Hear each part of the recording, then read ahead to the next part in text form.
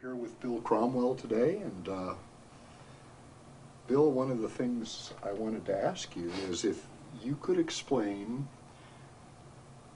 the dyslipidemia of insulin resistance to our police officers and firefighters. How are people different metabolically when they're insulin resistant? Sure. So insulin resistant is a term that we use for folks that are in the process of going from a normal glucose metabolism to stages where they have abnormal glucose metabolism, that is before they get to type 2 diabetes. There's a series of changes that take place as that happens. One of the things that happens is a characteristic lipid and lipoprotein problem that's early in insulin resistance. The way that works is that fat cells early in insulin resistance have trouble holding on to what are called free fatty acids. That's actually the fatty elements that are in fat cells.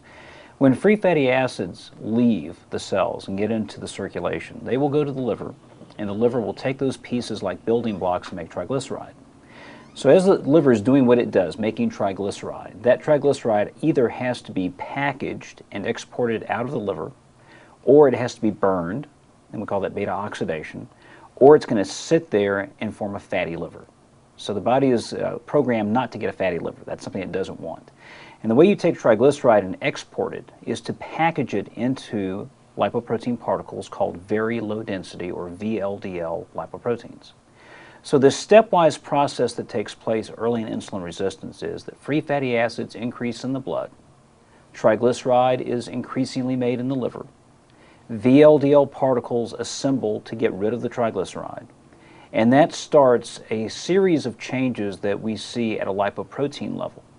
And these changes have to do with the way that different lipoproteins interact with each other. So we've already introduced one term, VLDL, very low density lipoprotein, carries triglyceride away from the liver. The body breaks that down in a sequential fashion, and in the end of the process, another type of particle that people have heard a lot about, LDL, low density lipoprotein, is created. So the more VLDL you have, the more LDL is made. One consequence of increased numbers of VLDL particles is that you will have increased numbers of LDL particles. Now, there are different reasons why some VLDL will give rise to discrete types of LDL. Large VLDL particles give rise to small LDL particles. So what we're beginning to see now is the linkage of how the lipid and lipoprotein problems begin to show up in insulin resistance. Increased numbers of large VLDL particles translates directly into increased numbers of small LDL particles. Now, the other thing that happens is that there is an enzyme that our bodies have called cholesterol ester transfer protein. And CETP is a broker. It exchanges things. I'll give you a triglyceride if you give me a cholesterol ester. Turns out that VLDL has mostly triglyceride. LDL and HDL have mostly cholesterol. So what happens is this broker enzyme, CETP, will take one molecule of triglyceride from VLDL and give it to HDL and say, in exchange, I'd like your cholesterol, please. And what happens is we give one triglyceride in exchange for one cholesterol several hundred times. If you think about that, what's happening is that what's inside the HDL particle is changing. The cholesterol that it started out with is going down, and in its place it's getting triglyceride. What happens is the body recognizes that that's not correct. HDL particles are not supposed to have extra triglyceride. So another enzyme comes in called a lipase. These can be hepatic lipase or endothelial lipase. Lipases break up triglyceride, and much like air leaving a balloon, when the triglyceride is liberated, the particle becomes smaller in size. So then large HDL particles go down, small HDL particles go up, and that's the third thing that happens at a lipoprotein level in insulin resistance. So we had increased numbers of large VLDL particles, increased numbers of small LDL particles, decreased numbers of large HDL particles. Those together are very, very predictive of early insulin resistance. It can precede sugar problems by a good decade.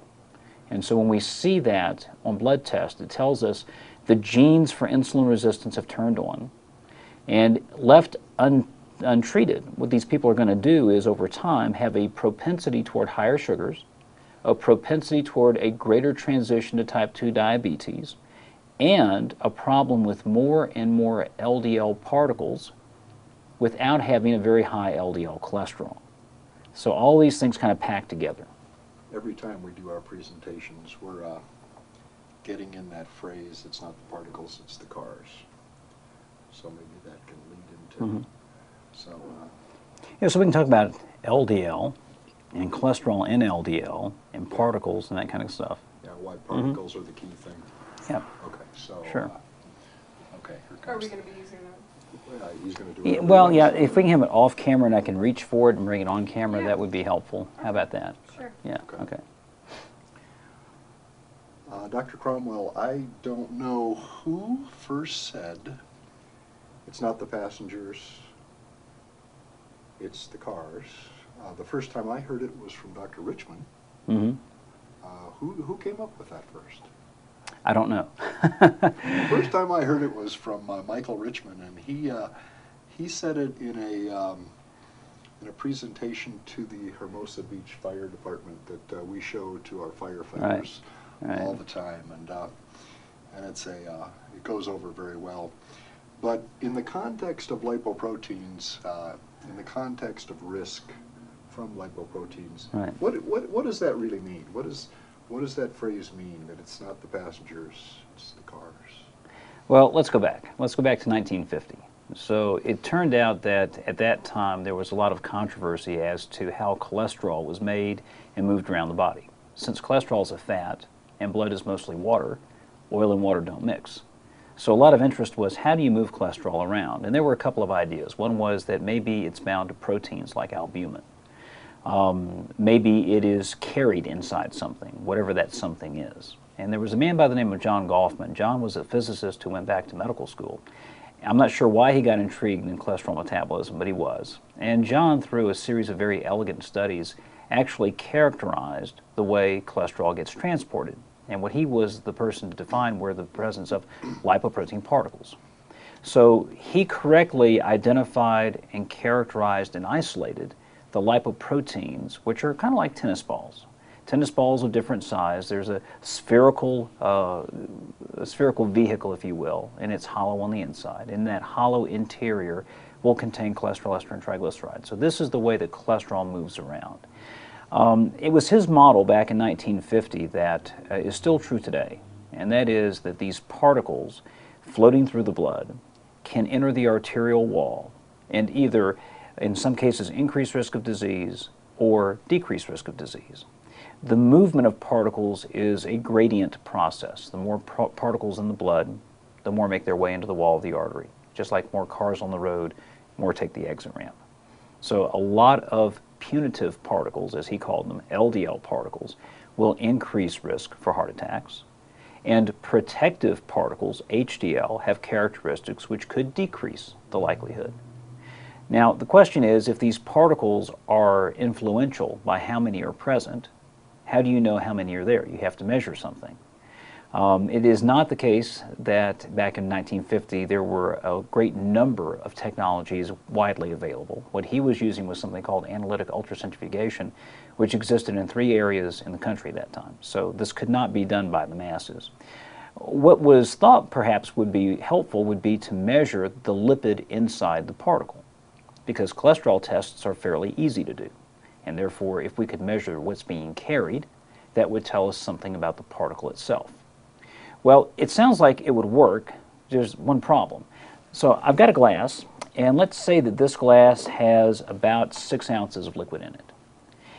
If that glass predictably always had 6 ounces, then if I told you there's 12 ounces, you would know there would be 2 glasses, each with 6 ounces apiece. But if it's the case that that glass can contain a highly variable amount of liquid, anywhere from 1 ounce to 6 ounces, then I really can't know how many glasses there are just by knowing the amount of liquid. Similarly, if we're using cholesterol to infer how many particles are present, we don't do a very good job because of the amount of cholesterol variability per particle.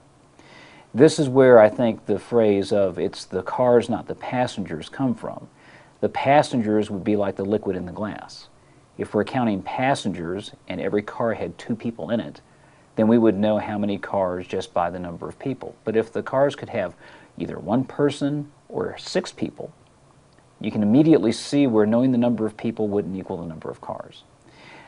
In a more elegant way, if you want to put it analytically, we call this idea of 2 measures being similar concordance, or 2 measures being different discordance. If the question is how many LDL particles do I have, I've got the liquid, cholesterol, that's one point of reference, but it can vary. Or I have the particle, the glass, as another point of reference. What happens if there's agreement between the liquid and the glass, or in this case cholesterol and the number of particles? Well, then either one does a great job in predicting who's at risk and how they're responding to therapy. But if they differ significantly, if the particle number is very different than the cholesterol, we have to ask another question. Are there outcome studies where we know heart attack rates and we follow people over time, which would tell us which measure of LDL, the cholesterol or the particle number, is predictive of the events observed? Now, after 3 decades of work, what we can say is consistently, when those 2 measures differ, particle number predicts, cholesterol does not. And that has tremendous value when we see people one at a time. Because when I see one patient at a time, what I need to know is, do you have an increased number of the punitive particles? Do you have a lot of LDL particles? If you do, we're not done yet. If we've treated you and your particle number has come down to a point which is likely going to decrease your risk of heart attacks, stroke, death down the road, you've had a good response to therapy. To judge that from a cholesterol test is very, very difficult. And now what we have are opportunities for expert bodies to think through this, look at the data, look at the outcomes, and suggest what we might consider doing in addition to our usual cholesterol testing. And consistently now, 4 different expert bodies have concluded that we need to consider measuring and managing how many particles are present as our final target of therapy before we declare somebody has had a good response.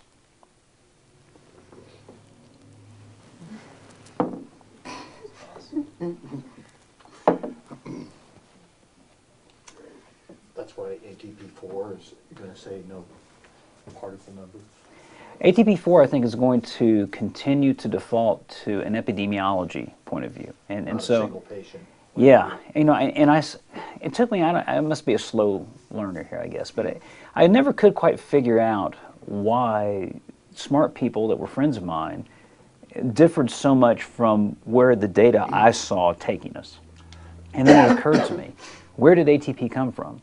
The National Cholesterol Education Program. Well, what was that? That was an epidemiologic exercise to take us from a higher cholesterol to a lower cholesterol average in the population, knowing that there would be relative risk reduction. Well, that's a good population-based exercise. There's nothing wrong with it.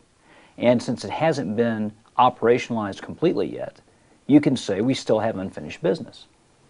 Now, having done that well, does that mean that you or I have a predictable response at a particle level based on our cholesterol? No. So it's really not the case that ATP has weighed in whether this is a limitation in their thinking or whether we should go to another step. They've basically said in the 2004 update, use your clinical judgment to decide when you have done enough. In my opinion, what that means is that the guidelines from ATP are starting points, not stopping points. They are areas that you should be below as an entry in managing a patient, but it's up to the clinician based on his knowledge of the patient and the nuances of their care as to when you would suggest that person has been well managed. Now, how are you going to do that? How are you going to tell whether somebody has had an individual optimal response to therapy because of the cholesterol variability issue? They have chosen so far to not make that a major point of discussion. This is also why organizations like the American Diabetes Association, the American College of Cardiology, the American Association of Clinical Chemistry, the National Lipid Association have felt it necessary to have that extra step of discussion in saying it's reasonable having achieved lipid entry points, to then ask the question, how's the individual doing, and to consider an extra step to make sure we're not leaving people at a point which is still at a high risk. So these are complementary exercises. Now, whether ATP chooses to incorporate that in their guidelines, I don't know, but if they were silent to it, that would not mean that the work of these 4 expert panels is contradicting ATP. It's just the next step beyond what ATP has chosen to say. This, I think, has confused people because ATP has really carried a lot of water for us. They have, pioneered a lot of our thinking as to what aggressive care looks like, and in so doing have done a great service. But because it's epidemiologically focused, it really doesn't have much visibility to heterogeneity, discordance, and how does an individual within a population behave, which is what clinicians have to worry about. My individual patient in room 1, not 1,000 people like my patient in room 1. Dr. Cromwell, one of the things that's really appealing to us about the NMR test is the insulin resistance score. We'd like to know what goes into determining the insulin resistance score and how you apply that on a clinical basis with your patients. Well, this goes back to our earlier discussion of what's wrong early in insulin resistance with lipids and lipoproteins. If you use a number of benchmark gold standard tests to figure out if somebody is insulin sensitive or insulin resistant, one of those tests is called a euglycemic clamp. It's a fairly laborious method by which you determine how well that individual is using insulin and metabolizing glucose. And by using this method called euglycemic clamping, you have a very sensitive ability to say, is somebody insulin resistant or are they insulin sensitive? There are other ways, insulin sensitivity studies as well, but using those types of methods, the question was asked, do these lipoprotein abnormalities of large VLDL particle increase, large HDL particle decrease, small LDL particle increase, do those significantly predict insulin resistance as defined by euglycemic clamping or by insulin sensitivity studies? And the answer is yes. After multivariate adjustments for a variety of confounding variables, they're very predictive. So what this allows us the opportunity to do is to say, based on the pathophysiology, a very early manifestation of insulin resistance is very easily identified. And since it's a gene set that will progressively turn on over many years, the earlier you find it, the earlier you can intervene with issues such as diet, exercise, weight loss to decrease hyperglycemia or elevated glucose, decrease the transition to type 2 diabetes.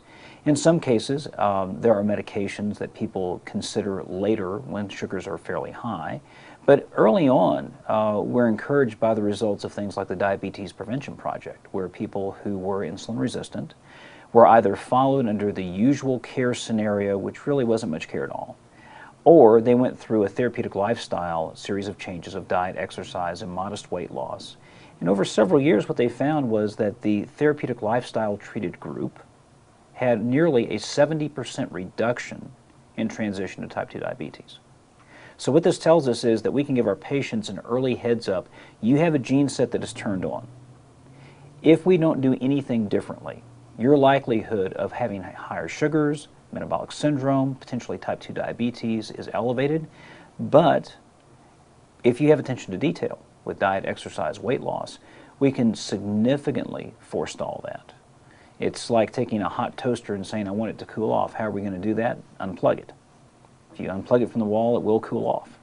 If we find people whose genes have turned on and are being fed by lifestyle-related issues, we can make modifications and have a significant impact on the natural history of their disease.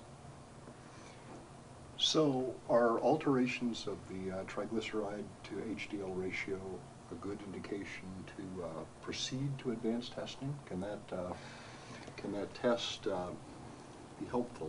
We've been influenced by Dr. McLaughlin and Dr. Reven and their paper in 2005, is there a simple way to identify insulin resistance with using that ratio and the ratio being above 3.5 as an indication possibly of insulin resistance? Well, I think that's a good question, but it also gives visibility to the fact that there are overlapping variables that collectively are insulin resistance. Think of a diamond that has a lot of facets. The triglyceride HDL ratio is a facet. The lipoprotein abnormalities I talked about before are a facet. There are many facets of insulin resistance, and so if you were wanting to identify something that would be part of the overall process that could guide you toward consideration this could be present, that would be one ratio that might give you consideration of that. Now, would that be more sensitive and more specific than numbers of large VLDL particles, numbers of large HDL particles, numbers of small LDL particles? I don't know the answer to that. I'm not sure that has been studied in that particular way. So what we're looking for are objective identifiers of the insulin-resistant state. I would prefer using that which has been most closely vetted with the pathophysiology. And triglycerides are going up because numbers of large VLDL particles are going up. HDL cholesterol is going down because numbers of large HDL particles are going down. So the lipid is seeking to give visibility to what the particle is doing. If we know what the particle is doing in the first place, that's a more direct indication of the pathophysiology than what you would have simply by looking at the lipid. But using the lipids, you're not totally lost. You've got something to hang your hat on, but it owes its origin to something. And this is where we kind of go back to first steps. If there is a lipid phenomenology, if there's a lipid phenotype, it owes its origin to a lipoprotein abnormality. And if you know the lipoprotein abnormality quantitatively, there's really very little need to look at a lipid surrogate for that.